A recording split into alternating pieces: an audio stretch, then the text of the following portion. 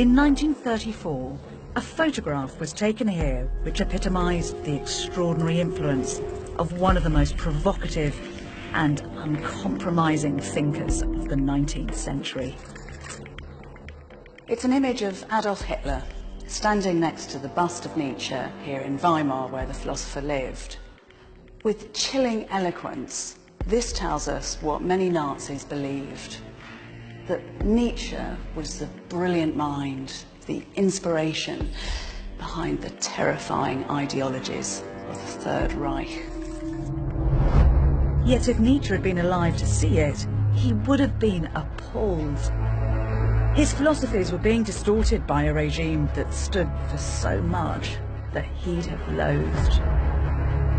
Nietzsche was one of the most dangerous minds of the 19th century.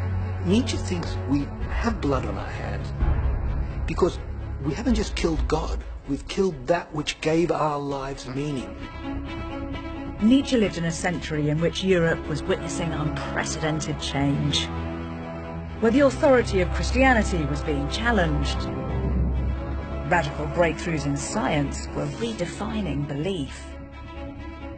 And thinkers like Freud, Marx, and Nietzsche were suddenly free to unleash ideas that in previous centuries would have seen them burned at the stake. Yet they heralded nothing less than the modern world.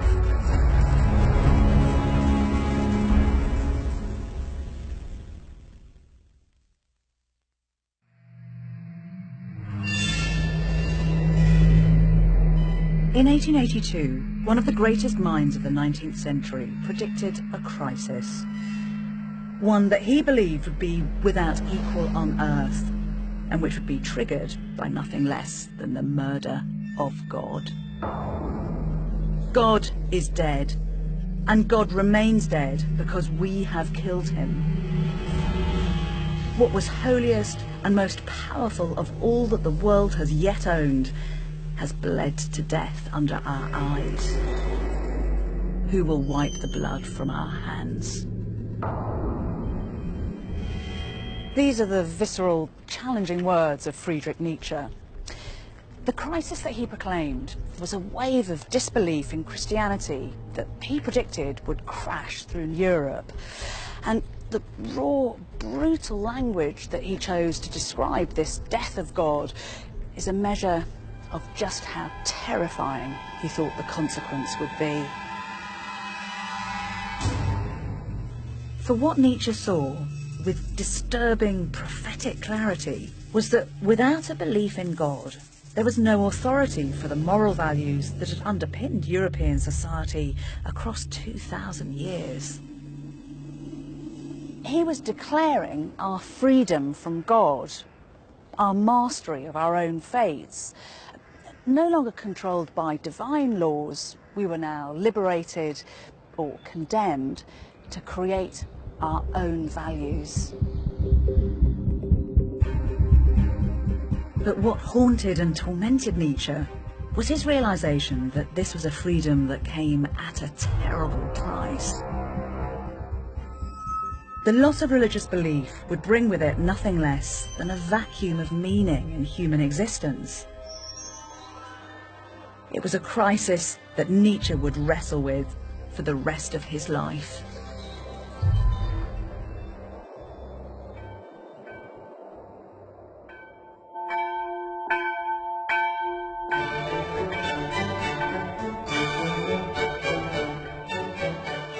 The childhood of the man who would come to call himself the Antichrist was, with no little irony, one infused with the joy of Christianity. When Nietzsche was just 9 years old, he heard Handel's Messiah for the first time. He said he felt he had to join in the joyful singing of the angels on whose billows of sound Jesus ascended to heaven. The man who would spend his life as an adult with a mission to attack everything that Christianity stood for started off in life as the son of a Lutheran pastor here in the very cradle of Protestant Christianity.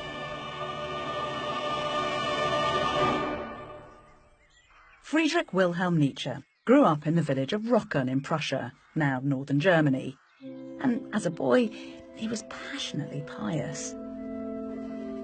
This is the parsonage where Nietzsche was born. His father, Karl Ludwig, had a very simple faith, and the household lived and breathed Christianity. Nietzsche's early years were settled and sheltered. His parents had 2 other children. When he was 2, his sister Elizabeth was born, followed a year later by a brother, Joseph. But in the autumn of 1848, when Friedrich was only 4 years old, his childhood was ripped apart. His father became mentally ill and was diagnosed with a terminal brain disease. It was a tortuous decline. He went blind and eventually was bedridden. 1 year later, he was dead. An autopsy revealed that a quarter of his brain was missing. This must have been a truly horrific end. The suffering of his beloved father marked Friedrich for life.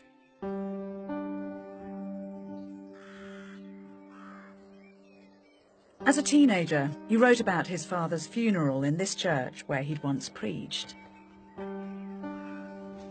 "Oh, never will the deep-throated sound of those bells quit my ear." The organ resounded through the empty spaces of the church.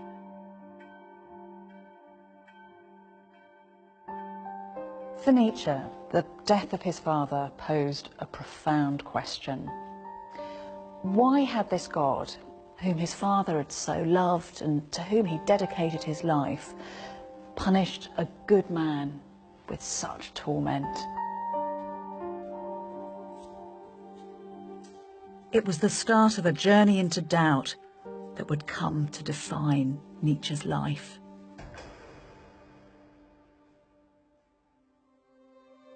Despite the loss of his father, in 1864, at the age of 20, Nietzsche arrived in Bonn to study theology at the university, contemplating a future as a Lutheran pastor. But it was during his time here that he came under the influence of a controversial new method of studying the Bible, known as biblical criticism.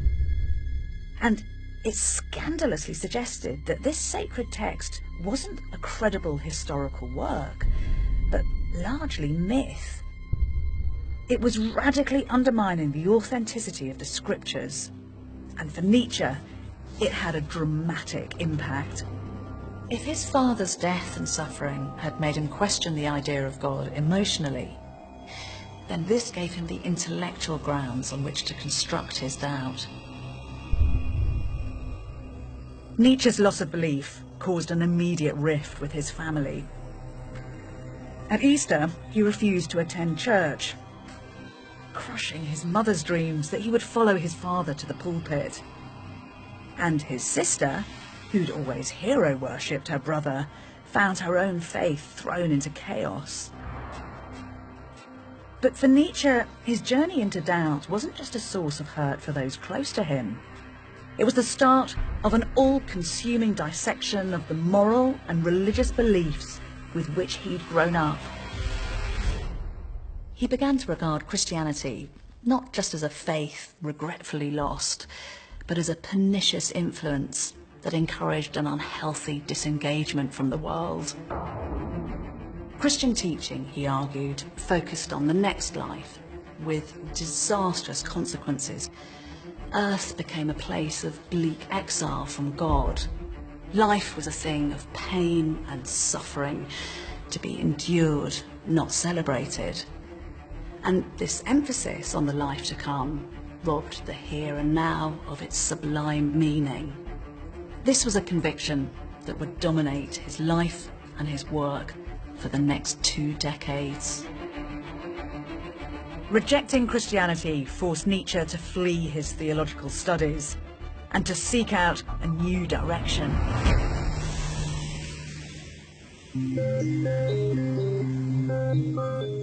Right from the start, Nietzsche realised that his loss of faith wasn't the path to a life of contentment.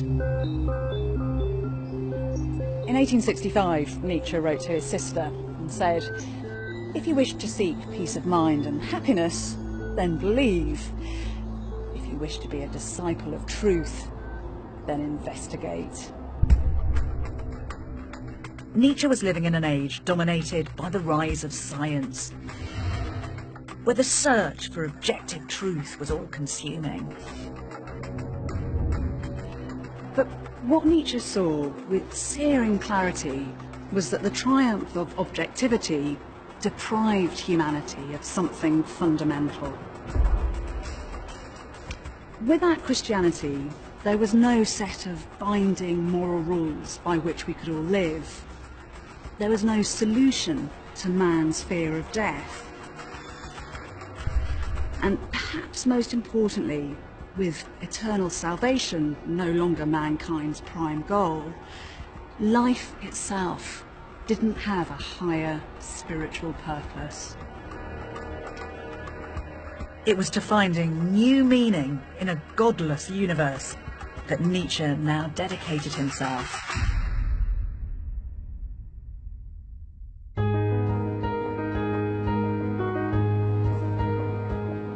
And his first glimpse at an answer came at the age of 21.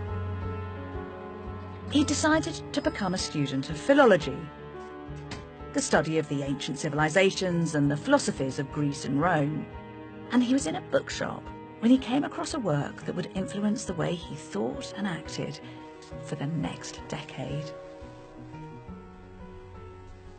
It was called The World as Will and Idea, and it was written by a German philosopher called Schopenhauer. As he read it, Nietzsche was transfixed. Schopenhauer was an atheist who'd also grappled with the purpose of life, but his conclusions were beyond pessimistic. Faced with the problem of life's endless sufferings, Schopenhauer's bleak conclusion was that it was best never to be born at all. He argued that human beings were in a state of constant desire. If we didn't achieve these desires, then there was discontent. And even if we did, then discontent would set in anyway. His solution was to face up to the fact that fulfillment is impossible. He encouraged us not to strive for happiness in order to avoid the anxiety and trouble in trying to achieve it. The happiest man, he said, is the one who gets through life with the minimum of pain.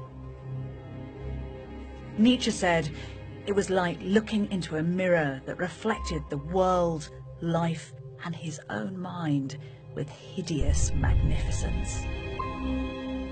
But whilst he accepted Schopenhauer's diagnosis that life was just a cycle of suffering, he passionately disagreed with his life-denying nihilistic conclusions.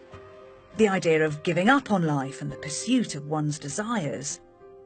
Instead, he was determined to find a way of affirming existence in spite of its pain.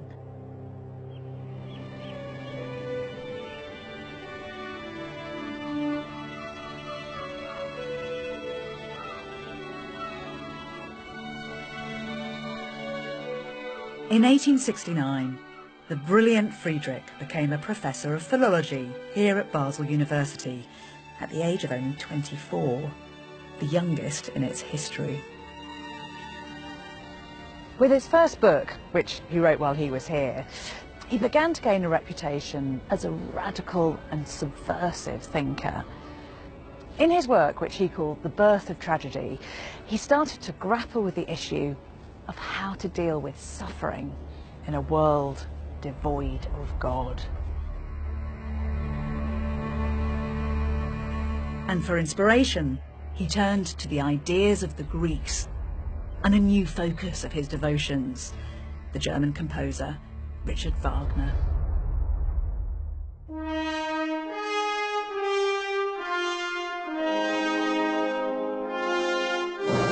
On the 22nd of May 1872, the foundation stone was laid for Wagner's Festival Theatre.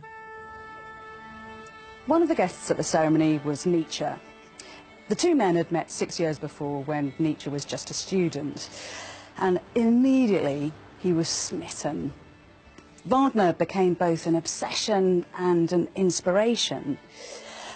Nietzsche would come to believe that in Wagner's work he'd glimpsed what it was that made life itself worthwhile, art, and that the greatest art form of all was music.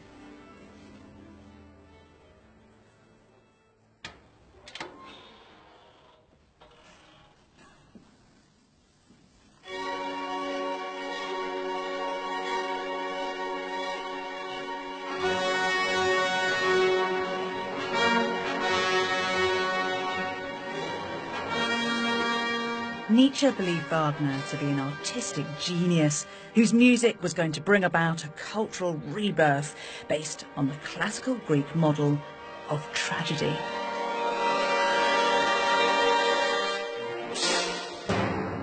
It was an art form that Nietzsche was convinced could transform a world full of suffering into something beautiful and meaningful. How did Nietzsche come to write The Birth of Tragedy? I mean, what was he trying to do with this book, do you think? Nietzsche wrote The Birth of Tragedy after a series of incredibly intense conversations with Wagner. Wagner was developing a revolutionary theory of art, where art could transform society. Nietzsche wanted to provide the philosophy for that. He found in Greek tragedy a model for that thinking. Greek tragedy tells these extremely visceral stories of human beings in conflict, suffering, destructive. Yet it was the dominant genre of thinking about the glory of Greece. Consequently, he found in Greek tragedy a way of talking about the human being today, the human beings of suffering, finding meaning in life, finding the truth. So what is so explosive about what he's putting down on the page? Well, Nietzsche structured his book around an opposition between two Greek gods, Apollo and Dionysus. Apollo stood for light, for the truth of logic, for control. And since the beginning of Germans' love of Greek, they associated Greece with rationality, the beginnings of philosophy. But Nietzsche decided he wanted to focus more on Dionysus, the figure who confuses boundaries, who discovers ecstatic group activity, dancing, wildness, the visceral feelings. And he made that the center of his tragedy. So he was standing against philosophy, against his own subject, against that sense that logic is the way to truth. He wanted to find another sort of truth, another transformative power. But how does he think that Dionysus, with all his darkness and, as you say, chaos sometimes and loss of control, how is that going to help mankind? Nietzsche was reacting against the dominant German intellectual tradition, which focused on the individual hero, the Oedipuses, if you like. And they saw that the individual who suffered could somehow transcend themselves through suffering, a very Christian message.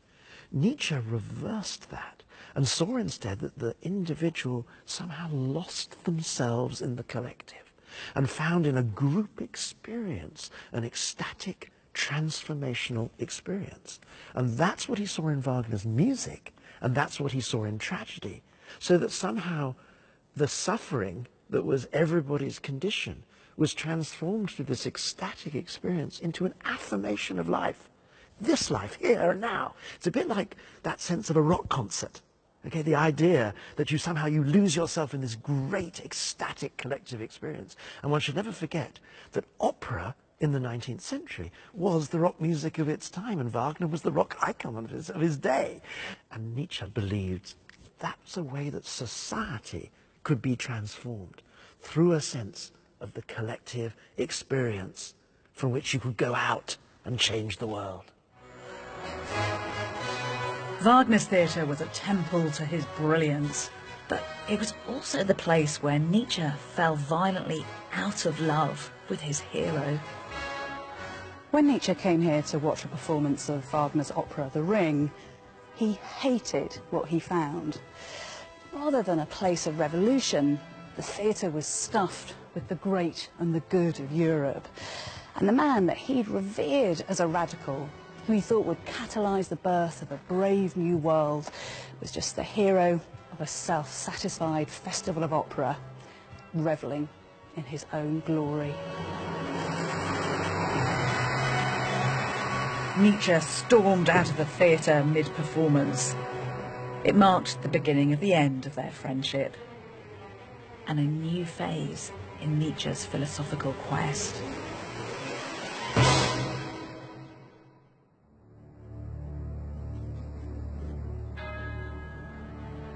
Nietzsche's rejection of Wagner coincided with a similarly radical change in his own life and work. Whilst he continued to teach in Basel, he began to have severe doubts as to whether it was here that his future lay. He still believed that it was through liberating the creative Dionysian spirit that greatness could be achieved, but he began to doubt that the answer lay with the transformation of the masses. Instead, it was the flourishing of great visionary individuals that would hold the key to the future. And he was convinced that the petty responsibilities of academic life were suffocating his own creative genius. He conceived a deep dread of coming back here to lecture, to what he called the greatest curse of his life. Depressed and anxious, he developed what he called Baselophobia. Nietzsche longed to break free. The key to life, he wrote, was to live dangerously. On the 2nd of May 1879, he resigned his professorship. As Nietzsche left Basel, he was gripped by debilitating ill health. Since childhood, he'd been plagued by violent stomach pains and blinding headaches. And haunted by the fear that he too would be struck down by the disease that killed his father, Nietzsche's physical challenges had been the final trigger for his resignation. Although his doctors warned that excessive reading and writing would cause him to go blind, nothing was going to stop his pursuit of a life of philosophy.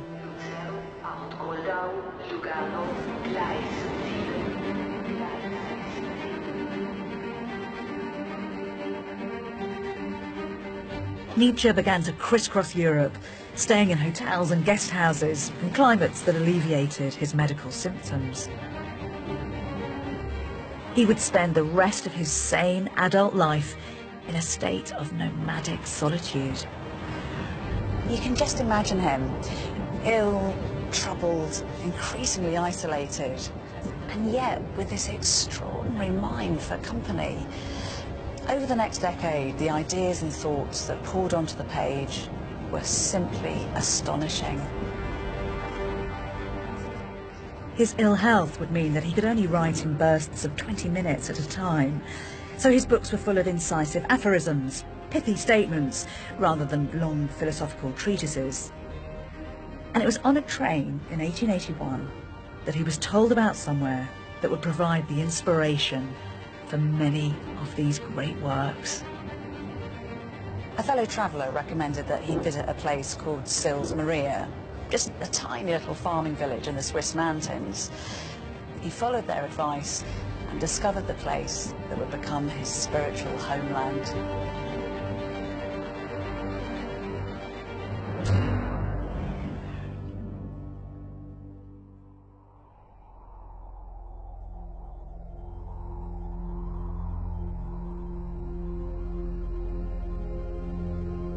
On Monday, the 4th of July, 1881, Nietzsche fell in love at first sight with Sils Maria.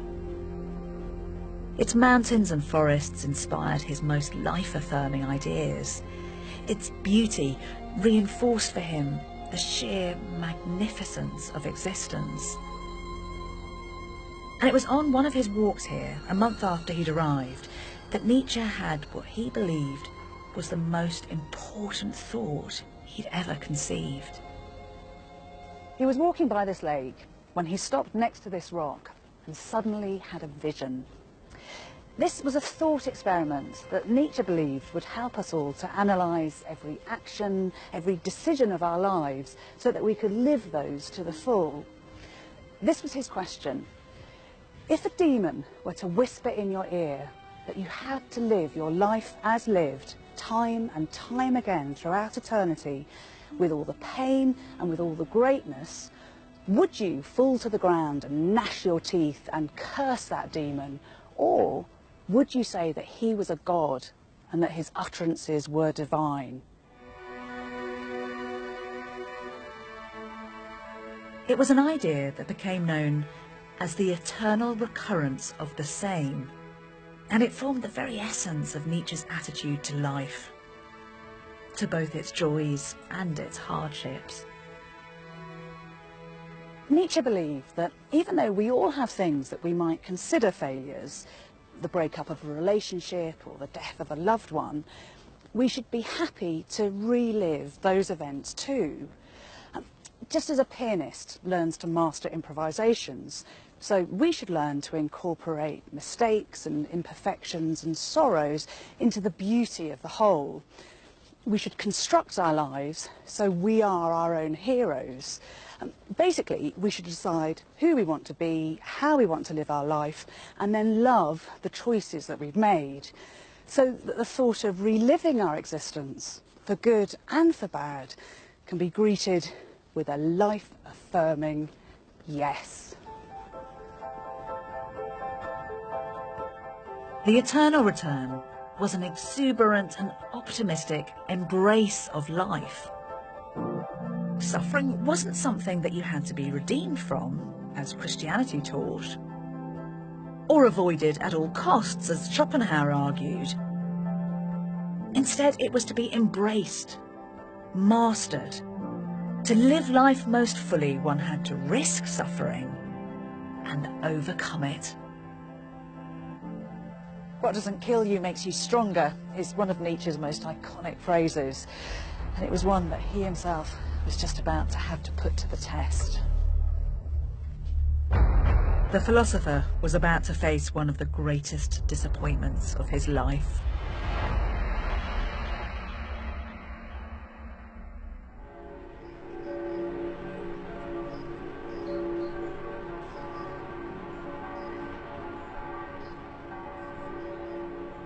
It was in the beautiful town of Lucerne that in the spring of 1882, Nietzsche contemplated abandoning his life of seclusion for a life of love with a woman he was entranced by.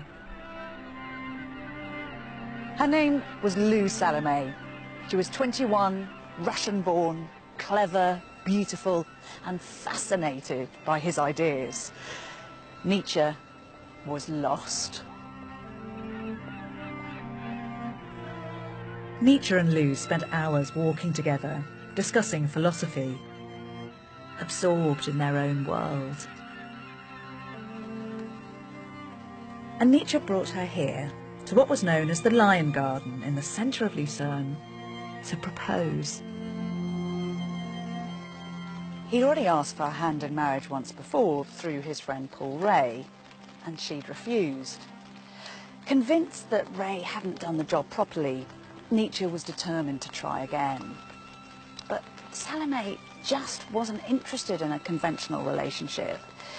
She was feisty and original and had no intention whatsoever of being trapped in a life of Victorian domesticity, and so she'd pledged never to give herself to a man. So when Nietzsche proposed for a second time, the answer was still no.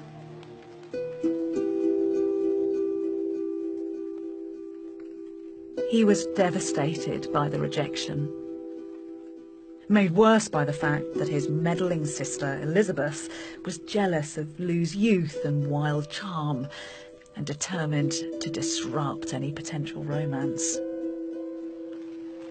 Elizabeth reported details of Nietzsche's passion for Lou to their mother, who responded by spitting out that her son was a disgrace to his father's grave. Their relationship was shattered, and Nietzsche was utterly despondent.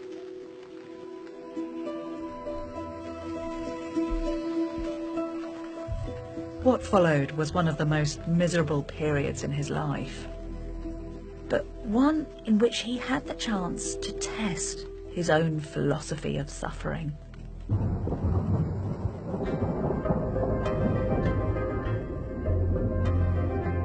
Nietzsche fled, in bleak mood.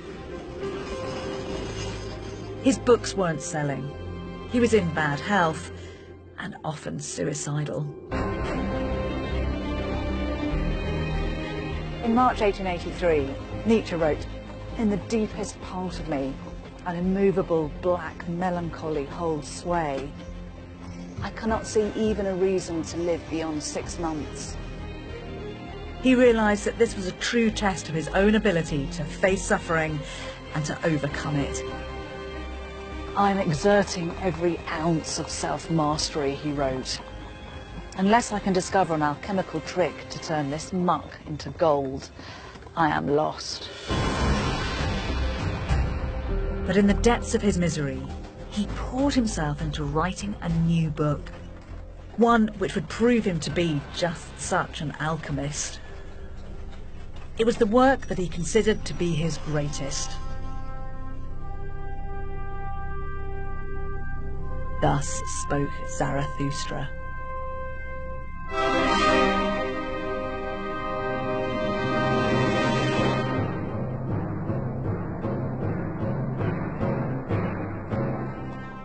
Zarathustra had huge impact. It inspired composers like Richard Strauss and writers from Joyce and Kafka to Yeats and Camus. A parody of the Bible that Nietzsche referred to as the Fifth Gospel, it centred around the spiritual journey of a mysterious, mystical character called Zarathustra. And in it, the philosopher introduced one of his most notorious concepts, the Übermensch, or Superman.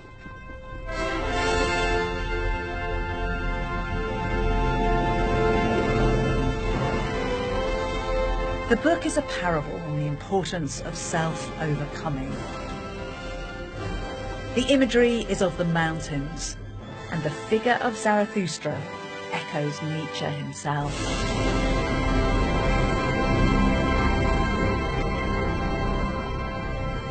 Two of its 4 books were written here, in the guest house where Nietzsche often stayed. It is remarkable being here, isn't it? Because it's in this room that Nietzsche wrote one of his most groundbreaking and influential works. This is the place where he first had the ideas about Thus Spoke Zarathustra. Zarathustra is a prophet who comes down the mountain, and he wants to talk to people in a town about this great event, that God is dead, that Christianity, with all its certain universal absolute moral values, is no longer believed in, and that the question of what it is to be human and how one is to live as a human needs to be answered anew. But nobody listens to Zarathustra. And one of the mechanisms to deliver that is this difficult concept, the Übermensch, the overman or the Superman. Who or what exactly is that? It's easier to say what it is not. It's not a biological concept. It's not some kind of superior human race.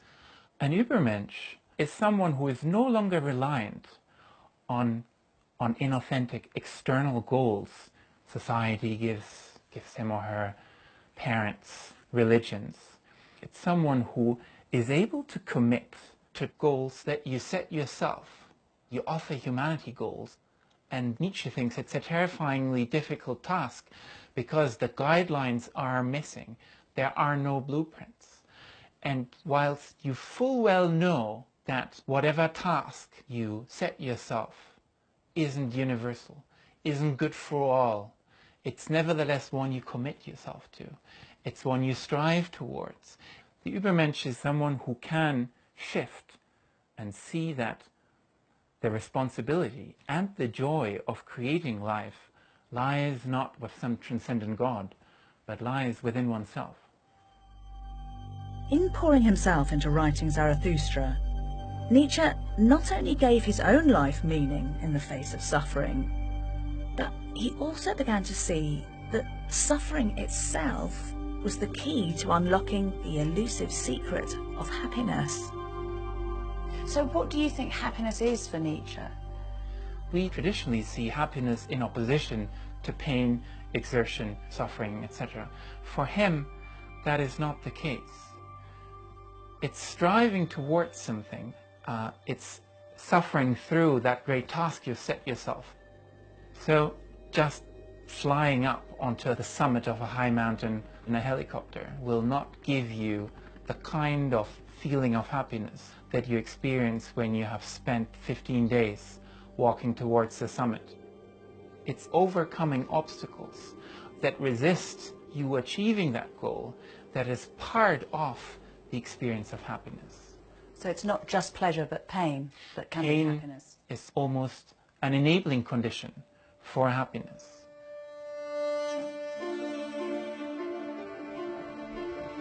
Nietzsche never found love again, but he'd succeeded in transforming his despair into a work whose vision would go on to resonate with generations of artists and thinkers. He'd become a living testament to his idea of the eternal return. And he now turned his attention away from the loss of meaning created by the murder of God to the crisis of values left in its wake.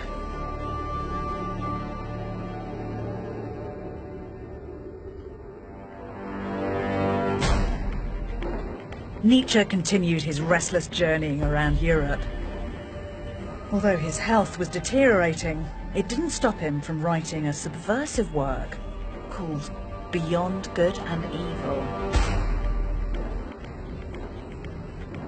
Nietzsche himself thought the book was terrifying. A Scoid-like work that confronted all the dark realities that 19th century science had laid bare.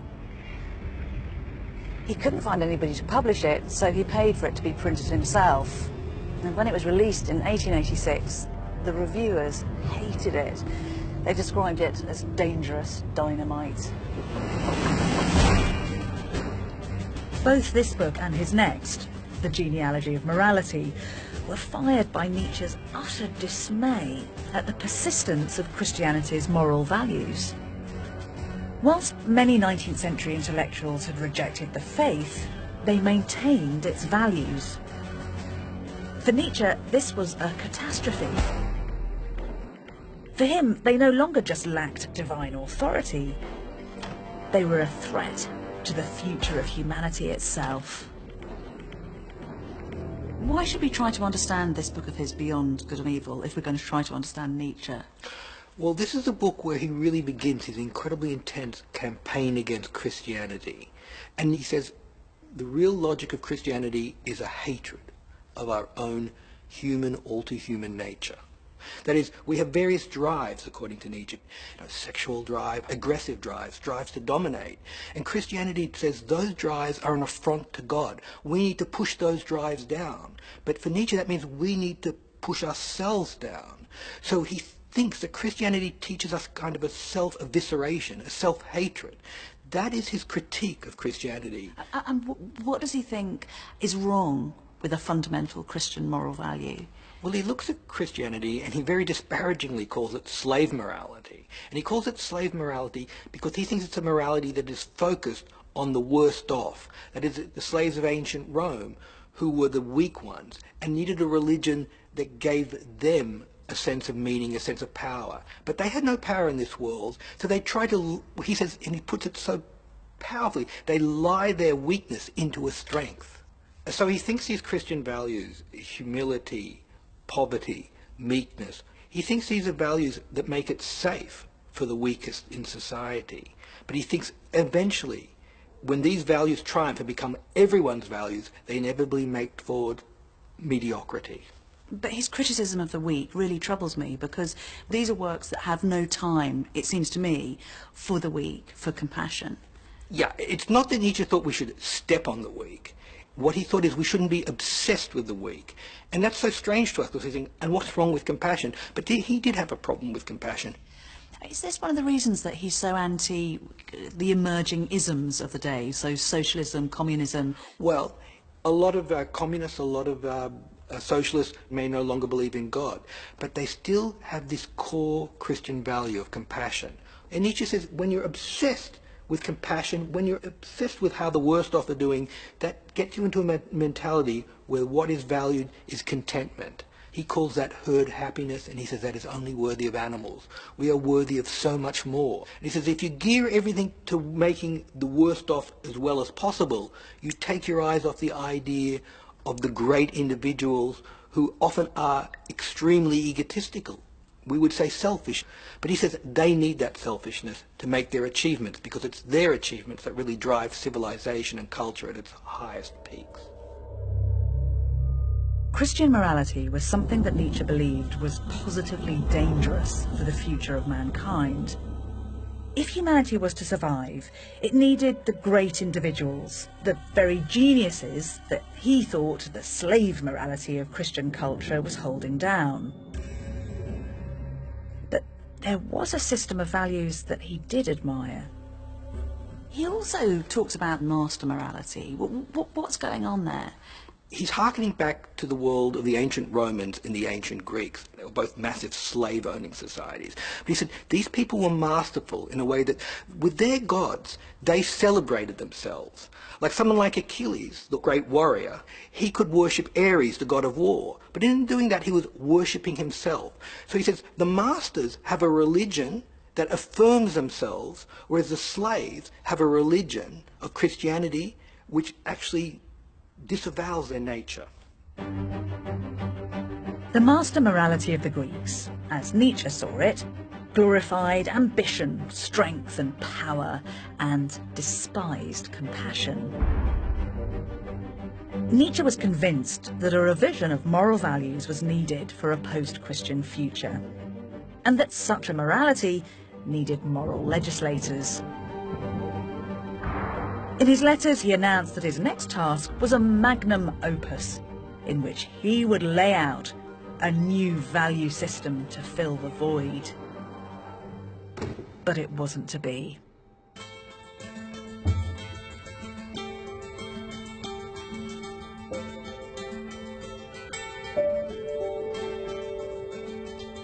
In April 1888, Nietzsche moved to Turin.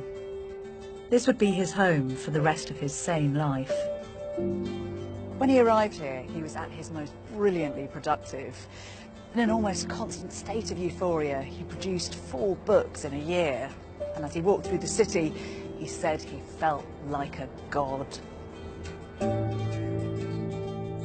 But it was in the beauty of this Italian city that Nietzsche's mind began to decay. And it's in the letters he wrote at the start of 1888 that the very first signs of his madness can be glimpsed.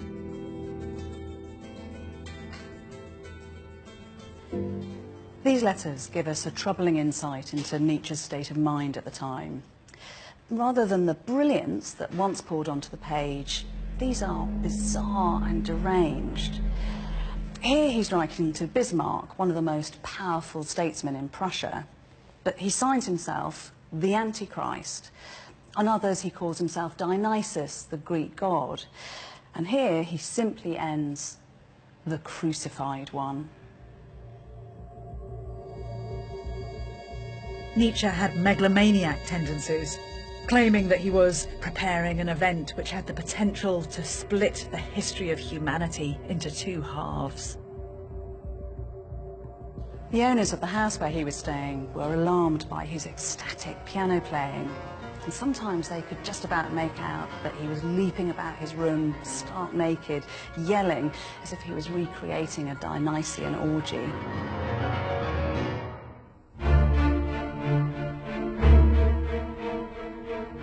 Events came to a climax in one of Turin's piazzas. Nietzsche saw a coachman thrashing his horse with a whip. He flung his arms around the animal's neck and, with tears streaming, collapsed to the ground. The final sane act of a man who'd spent his life criticising the weakness of human compassion was one of profound pity. 7 days later, he was incarcerated in an asylum in Basel.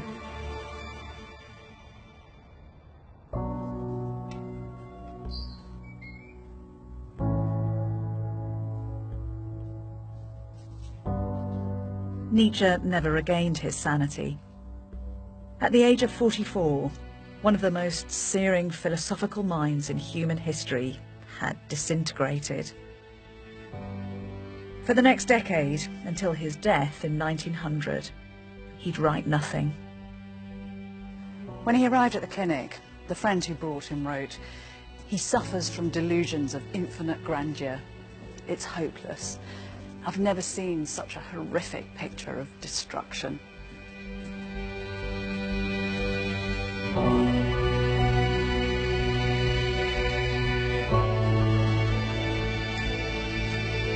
No one knows exactly what caused Nietzsche's descent into madness. But while Nietzsche's mind collapsed, his work started to take on a life of its own.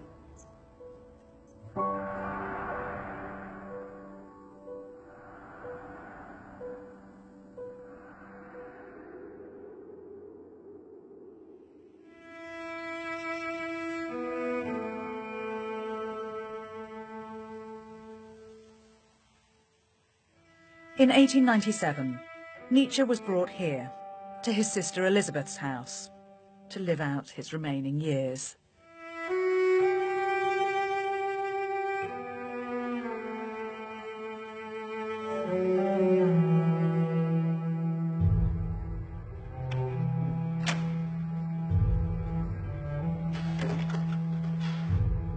Declared clinically insane, until his death, Elizabeth would be his sole carer. While Nietzsche lived here, Elizabeth treated her brother like an attraction in a sideshow. She invited visitors in to stare at him, and she held soirees for his disciples, while his disturbed groaning could be heard from upstairs. Today, the house is a shrine to Nietzsche, created by his younger sister, who dressed him in white as if a prophet. Yet its pristine rooms are chillingly devoid of any trace of his personality. Elizabeth collected together Nietzsche's writings, including notebooks for an unpublished masterwork that Nietzsche had planned before his mind shut down. Notebooks he'd never intended the world to see. What exactly is it that we're looking at here? So here we're looking at two notebooks of Nietzsche's in which he's working up to this great work called The Will to Power, a work of tremendous ambition, because what he's attempting, you can see from this notebook here, is the reevaluation of all values. I mean, it's extraordinarily exciting to see this, because here he is trying to overturn the whole of Western morality, because people deep down no longer believe in it, though they're going on, like the herd, as he calls most of us, living their lives by it, but there is no longer a God to back it up. So he's saying we need to find a new morality, and that's his fundamental task. Is it as simple as it sounds, the will to power? Is he saying that power is the identifying, organising principle for humanity? He's saying, actually, if we look at how people live and behave and strive, really what they're after in life, from infancy onwards, is power. And therefore, any morality that's going to fit with human nature needs to be a morality that sees power as the goal that we all seek, albeit in very different ways. So it's more than just something, because we've got Darwin at this time with his survival of the fittest, but Nietzsche's taking that idea way beyond what Darwin's saying. He is. Superficially, they sound similar, but in fact, they're profoundly different. And Nietzsche despised Darwin, and he has contempt for any way of living life that simply seeks to preserve yourself and your progeny. And the real difference is that the will to power is concerned that human beings should do more than merely preserve themselves. They should aim for great things. They should aim to be great statesmen or to be great philosophers and design new worlds, as it were. And that might involve sacrificing preservation. That might involve an early death. It might involve leaving no children. For him, the will to power is about seeking the exceptional. But Nietzsche seems to have recognised the flaw in his own idea. Perhaps his last sane act was the decision not to publish what he'd written. Nietzsche was himself against all philosophies that attempted to reduce the world to one principle, whatever that principle might be. And in a sense, his attempt to reduce the world to the will to power was, as he would put it, intellectually unclean. And I think that's why this work ultimately failed, because he realized that he was being untrue to himself. And what clues are in these notebooks themselves that he has given up? Well, I mean, there are small signs. For example, here in this version, he's written a shopping list over these profound thoughts, and here we have the word toothbrush, Zahnbürste. So I think if you start writing shopping lists over your great masterworks, that suggests that you no longer have respect for them. But the work he abandoned was published with devastating consequences. Nietzsche died here of a stroke in 1900, but his death gave Elizabeth the opportunity to appropriate not just the dog days of his life, but his life's work. Elizabeth had hero-worshipped her brother and lived her life in his shadow. Now, as literary executor, she set about publishing Nietzsche's notebooks in a collection entitled Will to Power. Although she worked with various editors, she simply dismissed them if they disagreed with her. Nietzsche's work was edited and manipulated to suit her own political ends. Elizabeth was a supporter of the Nazis and began to court the party's leaders. In 1934, Adolf Hitler visited this house, and she even gave him her brother's walking stick. Elizabeth was so extraordinarily successful in promoting her brother and his works that by the end of the 1930s, Nietzschean thought and themes pervaded German society. And this was disturbingly reflected in one of the most compelling propaganda films of all time.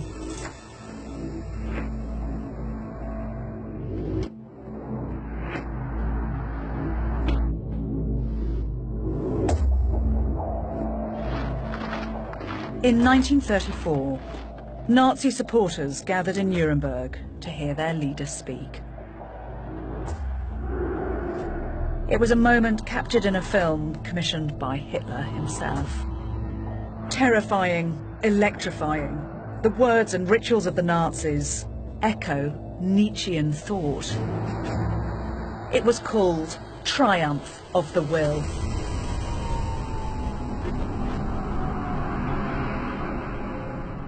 The film begins with Hitler descending from the clouds, echoing Zarathustra, and Übermensch coming down from the mountains with his new morality to be greeted by the herd. An Übermensch offering a system of morality in which traditional Christian values are to be inverted. Dass dieses Volk einst nicht verweichlicht wird, sondern dass es hart sein kann. Where the state will exert the will of the most powerful, and the weak and the helpless will be destroyed to generate a greater humanity. Unsere Partei wollte daher kompromisslos die einzige Macht und alleinige Macht in Deutschland. So closely associated had Nietzsche's ideas become with the aims of the National Socialists that one of its most influential thinkers, Alfred Baumler, said, "When we call out Heil Hitler, we greet with the same cry, Friedrich Nietzsche." And yet, had he lived to see this, Nietzsche would have been horrified. His Übermensch wasn't a master of eugenics. He was a symbol of man's potential. His will to power was not a call to nationalism, which he despised, but a recognition of our drive to overcome our limitations. And he was vocally opposed to anti-Semitism. The Nietzsche of the Nazis was a hideous parody.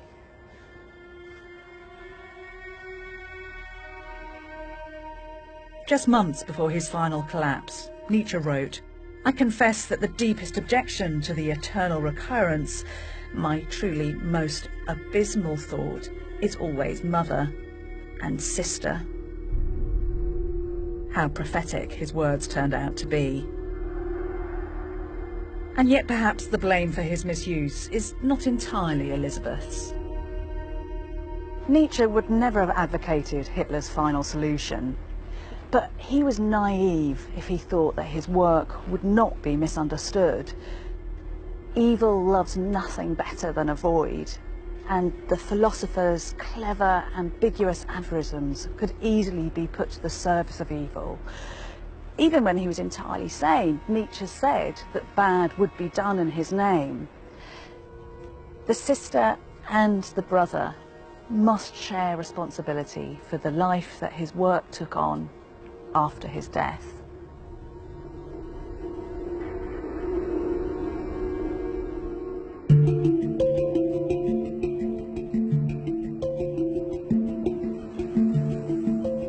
A century after Nietzsche's death, the crisis created by the murder of God may seem exaggerated to us today. The modern world hasn't collapsed. God, as the unchallengeable source of moral values, seems to have stepped aside relatively quietly. But maybe that's because we lack Nietzsche's unsettling prophetic vision, his wild imagination. If we choose to wear the blinkers of the herd, could it be that we're staring with unseeing eyes into the very abyss that he predicted? He believed that what would fill the void was a chaos of cultural preferences, a mess, an overload of personal choices, pernicious in Nietzsche's eyes because they perpetuated the empty values of the herd that he so despised. And perhaps Nietzsche's most chilling vision was of the humanity that would populate this post-Christian world. These people he called the last men, and for them he reserved his most fervent fury. These were men and women who turned their backs on challenging ideals, but felt they were content. They had a banal existence. They did everything in their powers to limit excesses of joy or sorrow. Their concern was the trivial and the narcissistic, and so they lived lives of timid mediocrity, fooling themselves that they were happy. They bought into what Nietzsche described as the religion of comfortableness. Could this be a devastating description of the modern world? A world that shies from the risk of striving for greatness. A world that shuns higher values and celebrates the mundane. The last men are Nietzsche's greatest fear. They look at a star, by which he means the fiery potential of beautiful lives fully lived, the meaning of all existence, and they have no desire even to pursue it. They merely blink. Before Nietzsche fell into madness, he wrote, "If you stare long enough into the abyss will stare back into you." The chaos that confronted Nietzsche in his final moments of sanity is arguably our own. The question of not just how we should live, but the point of our lives is still one of the greatest challenges of the modern world.